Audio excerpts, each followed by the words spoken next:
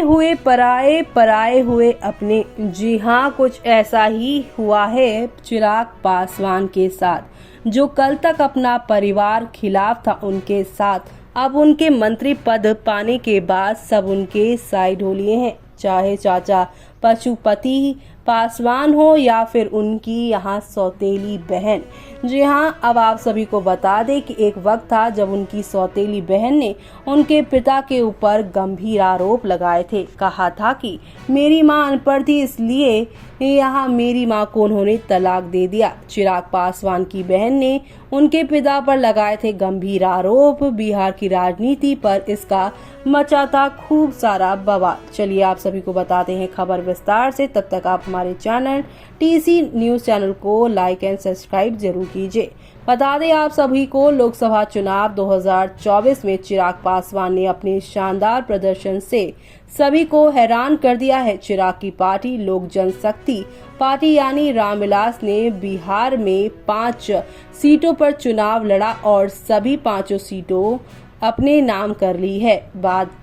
इसके बाद से ही चिराग पासवान ट्रेंड में बने हुए हैं और लोग उनके परिवार के बारे में ज्यादा से ज्यादा जानना चाहते हैं। और ऐसे में यहाँ पर दिवंगत नेता रामविलास पासवान के बेटे चिराग पासवान 4 भाई बहन हैं। उनके पापा की 2 शादियां हुई हैं। जी हाँ, एक उनकी सगी बहन है और 2 उनकी सौतेली बहन है। दरअसल चिराग के पिता ने 2 शादियां की हैं। उनकी पहली पत्नी से 2 बेटियां हैं और दूसरी पत्नी से 1 बेटी और 1 बेटा चिराग है।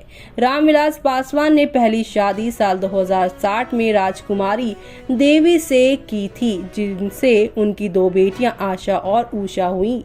लेकिन 21 साल बाद साल 1981 में उन्होंने राजकुमारी देवी से तलाक लिया और उसके बाद राजकुमारी देवी से तलाक के बाद रामविलास ने यहाँ साल 1983 में रीना शर्मा से शादी की, जिनसे उनके 1 बेटे चिराग और 1 बेटी हैं।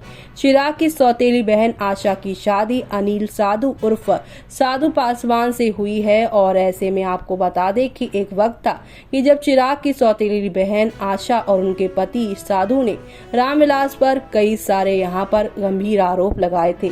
आशा पासवान ने अपने पिता रामविलास पर काफी गंभीर आरोप लगा चुकी हैं। यहाँ तक कि उनके पिता साधु यानी कि यहाँ उनके पति साधु पासवान ने भी खूब सारे आरोप लगाए हैं। अपने ससुर को नहीं उन्होंने बख्शा था। आशा ने एक आरोप लगाते हुए कहा कि उनके पिता ने उनकी मां को इसलिए तलाक दिया क्योंकि उनकी मां पढ़ी लिखी नहीं थी, वो एक अनपढ़ थी।